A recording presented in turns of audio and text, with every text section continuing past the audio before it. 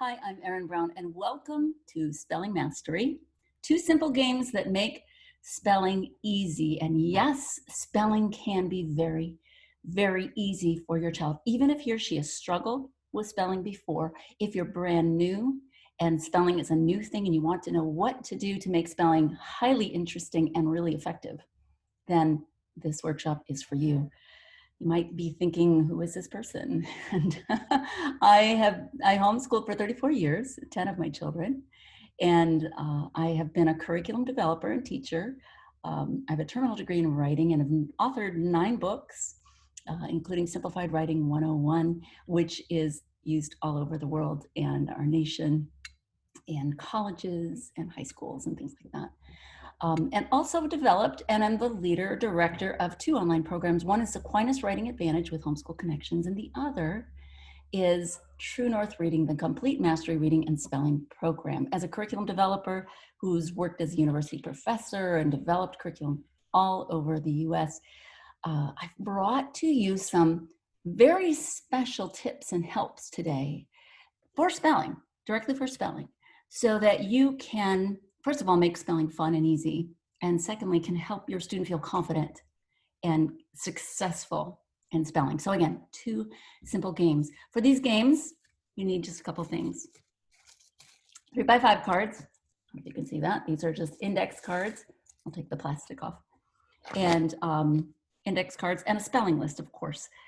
If you're looking for something that has spelling lists already and everything, check out TrueNorthReading.com. But if you have your spelling list, this will work for any spelling list. So you're going to have 3x5 cards, scissors, and that's the first game for spelling puzzles. The second game, Spelling in the Blanks, uses a whiteboard and wipe-off marker. And that's it. Very inexpensive and great. All right, so let's first talk about these games and why they work. Okay, they work because they approach spelling in a way that is not purely visual. Most spelling programs approach spelling with pages and writing words multiple times. Do you remember doing that as a kid? Writing the word 20 times on a page to memorize the words or the letters in a row.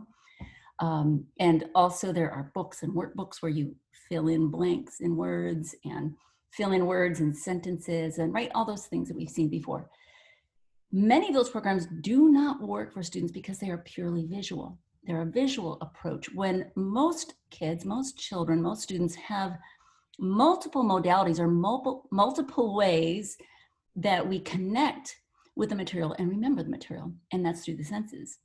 So anything that is visual and visual alone only is tapping into that one sense and one part of the brain. If you tap into multiple senses and multiple areas of the brain, the memory is going to be much stronger, much deeper, and much longer, which is what we want. We want something that they don't just remember the word for the test and then it's gone. We want something that stays with our students. So the reason why these 2 games work is because they are multiple modality ways. You're using your hands and your eyes and your ears and all of your senses. And so just on a very basic you and me talking level over a cup of coffee, just to know that anytime you engage your student with hands-on interactive learning that uses all the senses, you see it, you hear it, you say it, you move it, you touch it, you feel it, you move your whole body, you move little parts of your body, you do different things with your fingers and textures. All of that highlights or excites or turns on different areas of the brain for memory. Okay, so that's why these work. Now let's get to these 2 special games, these 2 amazing, I call them magic games because they work so well. The first one, spelling puzzles. Spelling puzzles is literally where you're going to, again, use this 3x5 card and make what I call a word card. And I'm just going to cut the card this way so that I have 2 cards like this. And then I would take my spelling word, let's say the word is teacher, okay? And in the word teacher for spelling, we do not want to memorize letters T-E-A-C-H-E-R, 1, 2, 3, 4, 5, 6, 7, that's 7 letters to memorize. What we want to do is we want to go to the base or the foundation or the reality of what spelling really is. It's hearing sounds and translating those sounds that we hear into what do we write. That's what spelling truly is. because each sound in our language is assigned to a way to draw it. Now, what makes things a little tricky in English is there are many ways to draw sounds. So we have to know all of them. And again, that's why it's really important to get a reading and spelling program that works with a sound-based approach so that you can really understand, your student can understand those sound pictures and sound pieces and know how to do the spelling, not just memorize letters. So teacher, T-E-A-C-H-E-R, 1, 2, 3, 4, 5, 6, 7 letters. There aren't 7 sounds. It's t, each, There are only 4 sounds in that word. Now, isn't it a whole lot easier to remember 4 sounds as opposed to 7 letters? And to know, okay, this first sound is t. What do I draw? I'm just going to write the word down here on my little strip. I'm going to put the first sound, and I'm going to use this marker so you can see it better. It's more contrast. Okay, which is very simple. T. And then the next sound, E, is represented by 2 letters, right? And then the ch is represented by 2 letters as well. And then the is represented by 2 letters as well. Boy, it's a whole lot easier to remember, right, when we are looking at the pieces. So what we're going to do is we look at these pieces in Teacher, and we're actually going to cut the pieces apart into puzzle pieces. So I'll cut off the T like that. I'll cut off the E like that. I'll cut off the Ch like that. And I'll cut off the so that they're all equal sized pieces. All right. So I have now these 4 pictures for sound, I call them, right? Hold on, like that. 4 little pieces for the sound. And we play a game with these. We take these pieces and move them around and show our mind, show our brain that these little drawings are representations of the sound. To draw the T, this is it. To draw the E in this word, this is it. And so I'm going to maybe go like this. Put the Ch first. Oh, I don't have enough hands to do this, do I? I'll go like that. Oh my goodness, what did I do? Cheater. So to play this game, you need 2 people. I will mix things around and make a new organization of the sounds. It's not always a word. It could be a nonsense word or a real word. And I'm going to put this down on the table for my person across from me, and they have to read the word the way that it's now placed. Then I go to a new arrangement. The next person maybe goes like that, like this. Again, I need more hands to do this, like that, right? And I'll have to read it, and it's chirty, okay? And then maybe urch, eat, right? And we do all of our combinations back and forth. Urge, eat, right? And play back and forth is really fun. It's a nonsense thing. And so it's fun in that way. But as we go back and forth trying to stump the other person in the way that we're putting these puzzle pieces together, it's teaching the mind something very, very important, that a sound is associated with a drawing. And in this word, this is the drawing for ch. And so when I hear teacher, I can go teach, and I can assign or match the sounds because I've played with this puzzle. Okay, so spelling puzzles, and I do that for each word on my spelling list. I make a puzzle and play with it and play the game back and forth. It could be with a parent, it can be with another student, right? And you play that game back and forth until all of the combinations are finished. And then you go to the next spelling word and do the exact same thing. When you're finished with this, I like to get a muffin tin, an empty muffin tin, and just put these pieces in the muffin tin. 12 words works great for a muffin tin for a spelling list.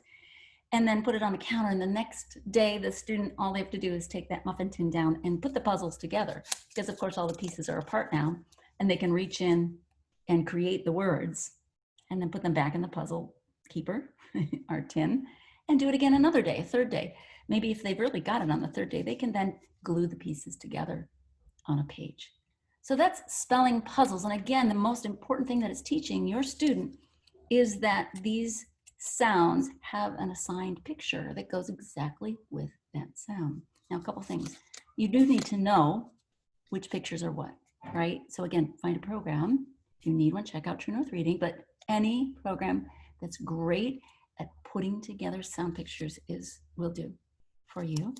And so you have to know those. And then you can just play it any day or a number of days in a row. It's not something, and you can take it with you too. If you want to put these in a little folder, I like to sometimes use, there's little mini file folders that you can find, and you put each of the words in their slots and then pull them out. So in that way, I used to do this when I homeschooled. I would take a cookie tin and keep it in the car, right? And then little zip bag or a little accordion bag with these in it, and they just pull that along and then pull out their cookie tin while we're driving wherever we have to go, and they'll play with this on the cookie tin, and the cookie sheet, right? So really great for engaging and using, as I said at the beginning, all of those pieces that help the memory be deep and strong and easily accessed. With the eyes, you're seeing it. With the ears, when you're saying it, you're hearing it, you're saying it. When you're moving it, you're using motion. You're making physical memories, right? And you're also using tactile, picking up the pieces and actually playing with them. So all of this creates a much deeper and stronger memory for the words. All right, the second game, I promised you 2 magic games. The second game is spelling in the blanks. I'm going to take the same word, teacher, and I'm going to write it at the top of the board. And I'm going to put each of these pieces in its own slot or blank, like this. Okay. So again, we have 4 blanks for this because there are 4 sounds. Now underneath, and by the way, this is something your student does independently if they're older. And older, I say anyone who can write their letters can do this. And so they'll independently do this entire activity and then bring it to you at a certain point. I'll tell you about that in a second. So we've got this here at the top as our guide.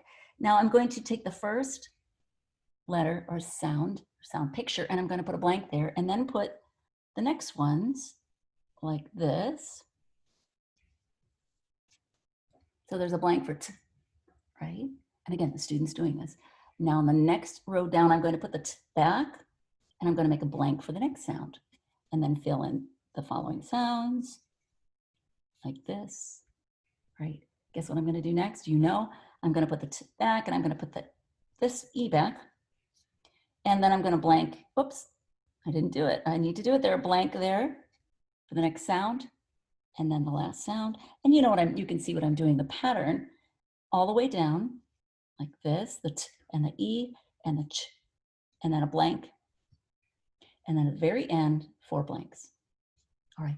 By doing this exercise, the student is again engaging the eyes. They're saying, ch, oh, the ch is missing, you know, the t is missing, or I'm putting a blank for the t. And they're actually then writing and drawing and engaging with this. And in this, now, when this is done, they do this for all of their spelling words. If it's a younger child, I have them do it word by word and then check with you after each word.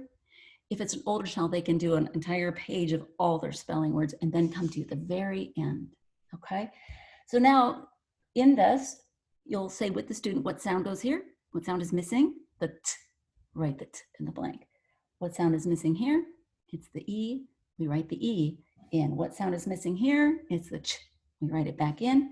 And then what sound is missing here? The and we write it back in. So I would have done this at the same time. I'm just gonna do it real quick, so you know what it looks like, right? Then we have at the end, write the whole word in. So the student will go T and say the sound, E, and then Ch, and then right? And then if they want to, just write the word here without any of the lines underneath, they can do that too.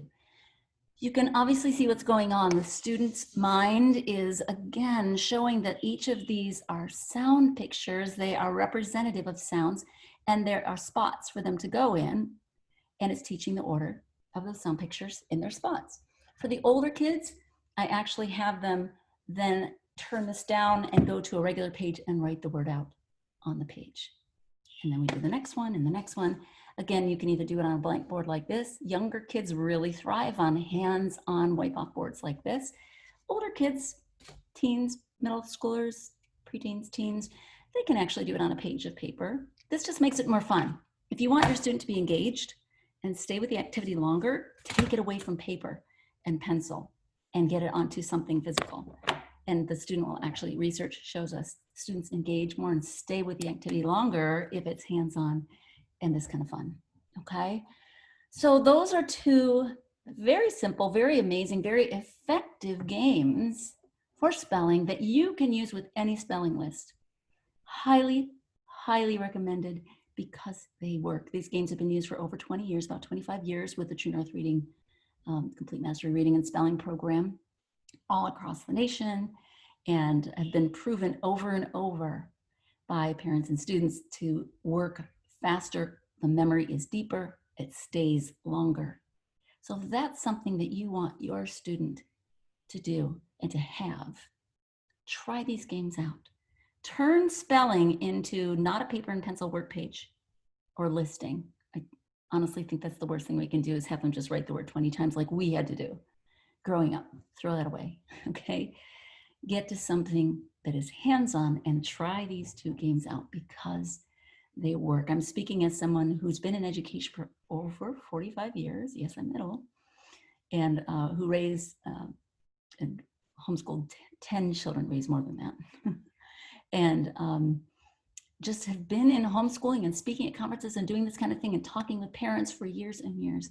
And just, it works. It's like magic. So I really encourage you to try it out. And if you have any questions, you can email me, two different emails. ebconroy@homeschoolconnections.com is my email with the Aquinas Writing Advantage program with Homeschool Connections. And for True North Reading, it's truenorthreading@gmail.com. So happy to hear from you if you have specific questions. This works, by the way, for students who are gifted and students who are challenged. Students who have dyslexia especially works for kids with dyslexia. I know two of my kids who are now adults had severe dyslexia. They were adopted from different countries, and this was the magic that worked for them for spelling as well. So personally, I know this as well as with all over the US, people all over who have emailed me and talked with me and used this. So go ahead, try it. I wish for you the best success with your homeschooling. If you have any questions, do feel free to reach out to me. I'm Erin Brown, and it's been great to have time with you here today.